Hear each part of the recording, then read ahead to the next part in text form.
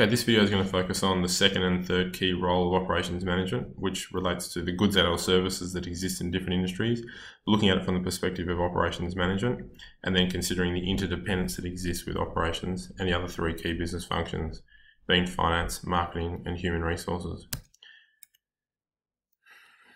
So from the perspective of goods and/or services that exist in different industries, it needs to be considered that operations differs depending upon the type of industries and/or whether a business is producing a good or whether a business is producing a service. That's what that first point is really touching on. Management of operations differs for producing of goods and services. As I said in the previous video, for the strategic role of operations, if a business is producing a can of Coca-Cola, its operations and the management of that operations is going to be quite different to a business that is an accounting firm, for example, that's providing a tax return for a client. And also, I should say on that previous point, that is also going to differ depending on the type of industry.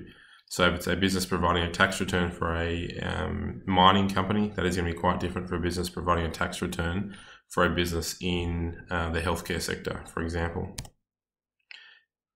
One thing to consider in terms of goods and/or services, that when manufacturing goods, they are considered to be tangible goods, whereas services are very much intangible. Tangible being physical good that can be seen or felt. So car manufacturer of Coca-Cola cans, they're tangible, whereas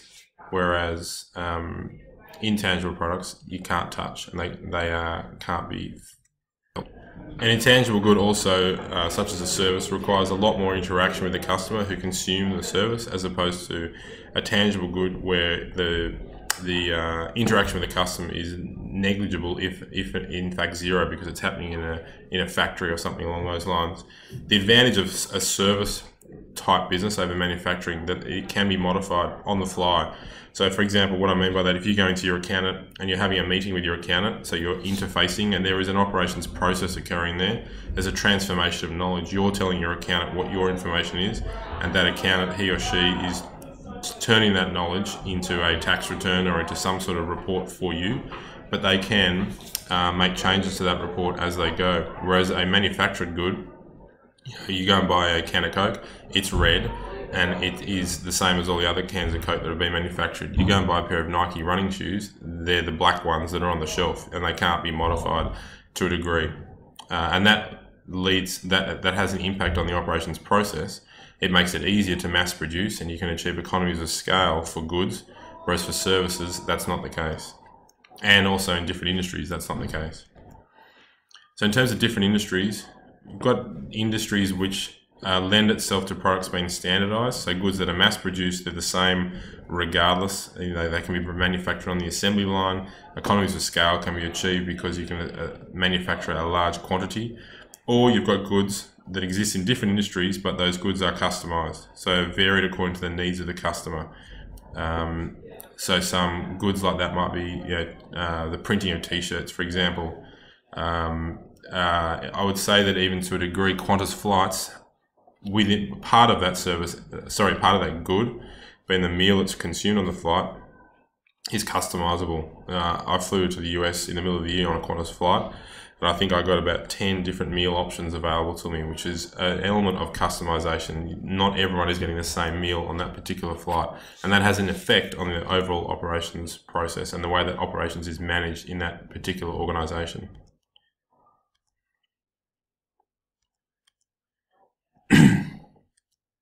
Some other things to consider in terms of goods in different industries is whether the items are perishable. So items that have a short life, they're relatively inexpensive, they're bought regularly, but that has an impact on the overall operations process because of their perishable nature. It means that those goods need to be controlled and managed effectively, and ensure that they get to the point of sale quickly and are turned over quickly so that they don't get thrown out ultimately.